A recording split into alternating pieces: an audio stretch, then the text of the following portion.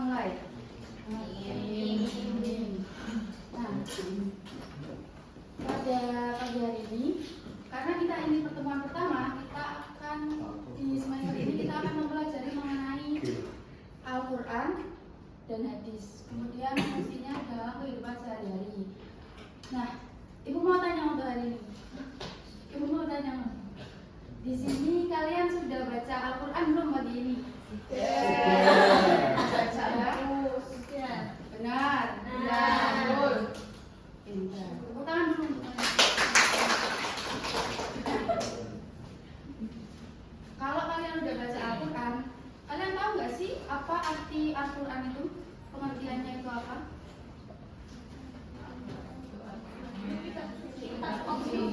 Yang menjadi petunjuk hidup umat manusia. Masya Allah.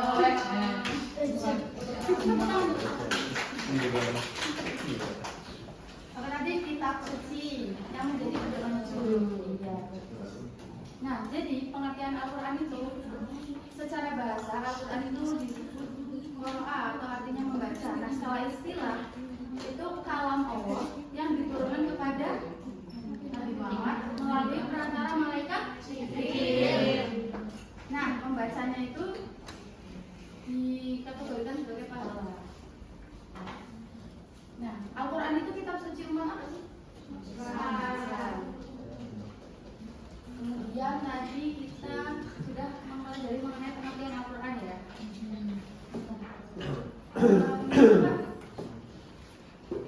Disebutkan satu apa yang pengertian Al-Quran? Siapa yang mau menyebutkan? Ya, betul. Allah. Terus Kepada Nabi Muhammad sebagai petunjuk umat manusia diberikan secara berangsur-angsur. kemudian berarti sudah paham ya Al-Quran itu apa ya? Ya. Kemudian kita belajar mengenai pengertian hadis. Ada yang tahu? Ada yang udah tahu? Belum. Hadis itu apa sih?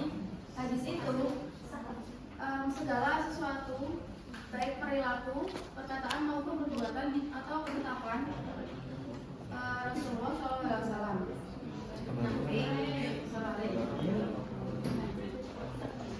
Al-Quran ya.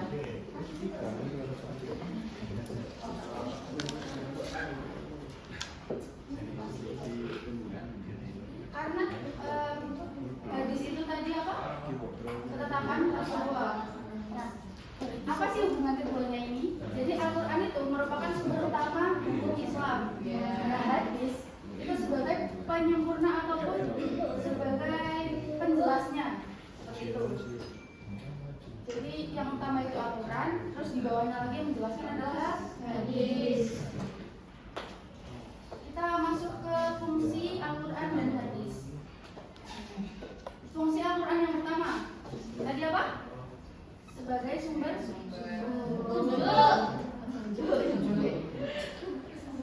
yang pertama itu sumber hukum utama.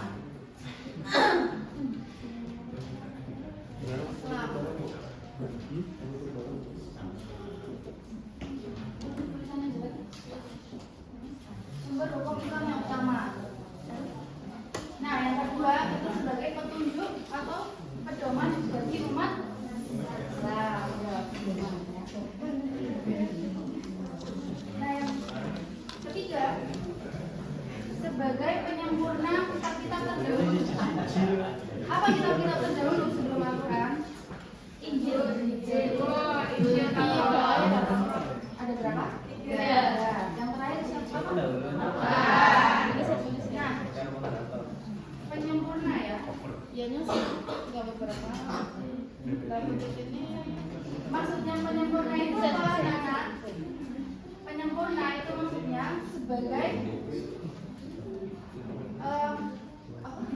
kitab yang terakhir ya. Berarti kan penyempurna. Jadi tidak akan ada kitab-kitab setelah Al-Quran. Oke. Ini kan fungsi Al-Quran. Yang pertama tadi apa? Sumber hukum Islam yang utama, pedoman hidup, dan juga penyempurna kitab-kitab sebelumnya. Kemudian hadis.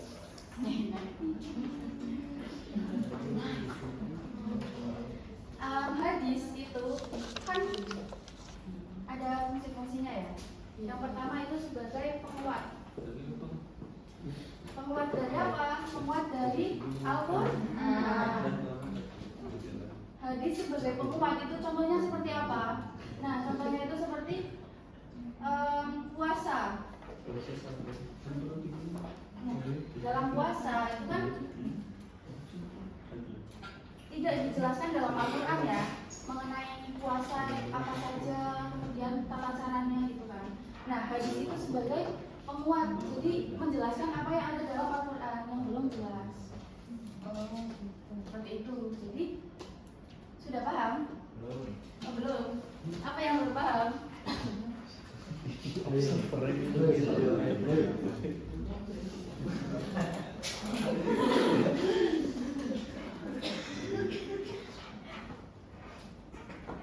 Kemudian ada juga contohnya seperti halnya sholat. Nah, di dalam Al-Quran itu kan tidak dijelaskan mengenai berapa sholat itu dilaksanakan pada jam berapa, rinci-rincinya mengenai kalau kita terlambat sholat gitu, apa yang harus kita lakukan sebagai umat Islam. Nah, di dalam hadis itu menjelaskan rinci mengenai Al-Quran, mengenai segala sesuatu yang kurang jelas di dalam Al-Quran. Jadi selain sebagai penguat juga merinci. Ya. Nah, karena kita tadi itu sudah belajar mengenai pengertian Al-Quran, hadis, dan juga fungsi-fungsinya, kita lanjut ke contohnya. Nah, di dalam contoh kehidupan sehari-hari, coba ada yang bisa ngasih tahu nggak? Contoh kehidupan sehari-hari, penerapan Al-Quran dan hadis. Al-Quran itu kan menjelaskan mengenai tidak hanya mengenai puasa, sholat, gitu kan. Jadi Al-Quran itu menjelaskan mengenai pedoman tadi. Ada pedoman kita dalam melaksanakan kehidupan sehari-hari seperti perbuatan, akidah, fikihnya gitu kan. Nah, dalam kehidupan sehari-hari kita itu harus berlaku jujur, kemudian berbuat yang baik.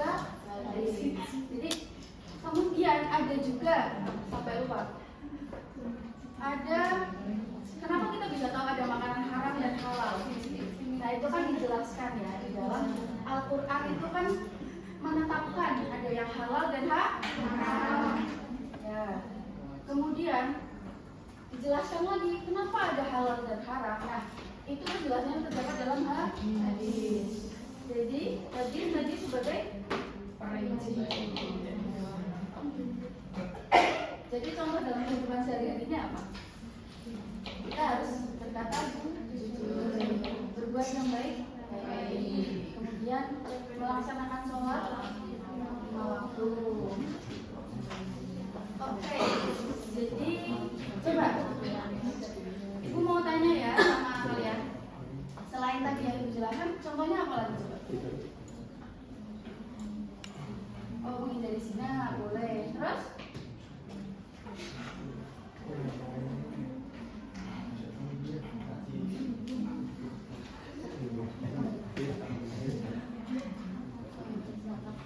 Oh iya, zakat. Nah, itu zakat kan di dalam Al-Quran itu kan tidak dijelaskan secara rinci ya mengenai bagaimana harusnya hartanya seperti apa gitu kan.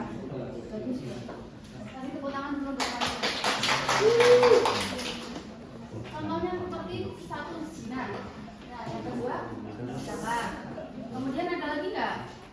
Ada apa?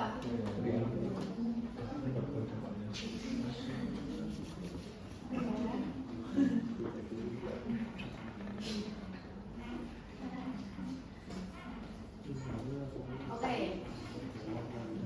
Jadi kalian sudah paham belum mengenai konteks ini? Sudah?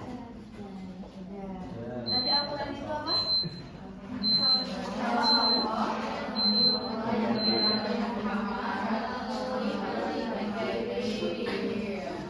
kalau hadis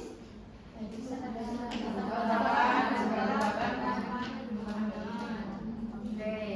Kemudian fungsi-fungsinya, fungsi Al-Quran yang pertama sebagai sumber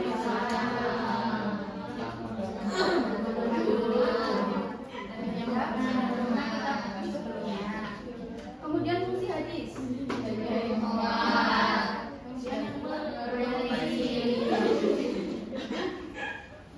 Oke, karena tadi sudah paham ya, semoga sudah.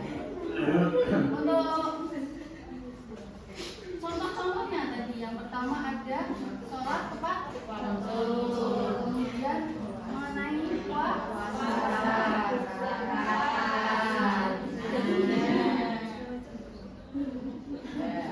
Ya, sudah boleh. Nah, untuk apa ya? Oh tadi untuk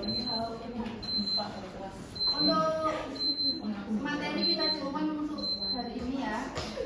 Jadi ibu kasih tugas untuk pertemuan besok. Silakan kalian mencari satu contoh penerapan Al-Quran dan hadis di kehidupan sehari-hari. Kemudian kalian tulis, kalian jelaskan. Nanti tugasnya dikumpulkan minggu depan di meja ibu, boleh? Untuk mengakhiri pertemuan pada hari ini, kita tutup dengan doa bersama. Alhamdulillah. Terima kasih. Wassalamualaikum warahmatullahi wabarakatuh.